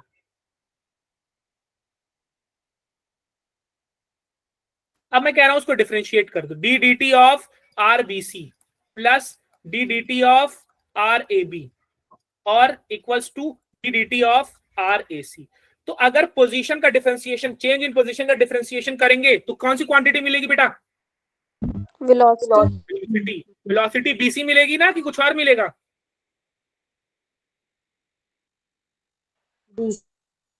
वेलोसिटी ऑफ बीसी मिली। यहाँ पे कौन सी वेलोसिटी मिलेगी? वेलोसिटी यहाँ पे कौन सी वेलोसिटी मिलेगी? Of AC. हाँ, वेलोसिटी ऑफ एसी। तो आपने इन तीनों की वेलोसिटी का भी रिलेशन निकाल लिया कुछ इस तरीके से। ये रिलेशन अभी उतना एक्सप्लेनेशन तो नहीं कर रहा है, लेकिन आपने सीख लिया कि कैसे ट्रायंगल का एडिशन करके हम पोजीशन के बीच रिलेशन निकालते हैं और फिर डिफरेंशिएट करके वेलोसिटी के बीच का रिलेशन निकालते हैं। वही एग्जैक्ट बात जो यहाँ पे लिखी है, जो आप बताना चाह रहे हो, जो आप समझाना चाह रहे हो। अच्छा ठीक है, एक चीज और समझ लो जरा मुझे, कि अगर मैं लिख रहा हूं जैसे कि यहाँ पर लिखा था नेक्स्ट थिंग। अच्छा, लेकिन अभी क्लास का ओवर हो गया ना टाइम। ठीक है बेटा, बस आज के लिए इतना इनफ। और आज हम समराइज करेंगे क्या क्या पढ़ा हमने। हाँ, प्रोजेक्टाइल ऑन इंक्लाइंड प्लेन। किसी को फॉर्मूला याद है, कोई मुझे बता सकता है क्या? टाइम पीरियड का सर फॉर्मूला क्या था बेटा? हाँ। 2u sin alpha by g cos beta. G cos beta. H max का फॉर्मूला क्या आया था बेटा? U square sin square alpha cos 2g cos हाँ, रेंज का फॉर्मूला क्या आया था बेटा? 2u square sin alpha cos alpha plus beta by g cos square beta. Plus beta by g cos square beta. Square. Very good, शाबाश, बहुत अच्छी। ठीक है, शाबाश। ओके। ठीक, और रिलेटिव वेलोसिटी भी हमने पढ़ा, रिलेटिव मोशन इन 2D में थोड़ा सा हमने पढ़ा। इसमें बस हमको ये बता दो कि हाँ हाँ कि अगर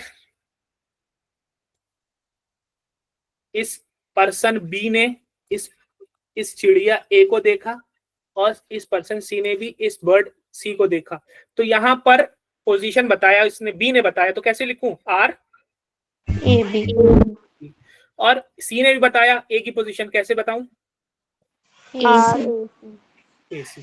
अच्छा, यहाँ पे बी ने बताया सी को देख करके, तो C C B हाँ, ये ऐसे वेक्टर कि सी को बताया अपनी नजरों में ऐसे ऐसे राइट साइड है, आर सी से सी भी हो गया और ए सी ये हो गया और ए बी हो गया। ठीक है, इसने इधर देखा, इसने इधर देखा और बी ने इधर देखा। सही है ना? क्या गलत है? सर सही हाँ, तो इसका ट्रायंगल लॉ ऑफ एडिशन कैसे लिखेंगे, जल्दी बताओ।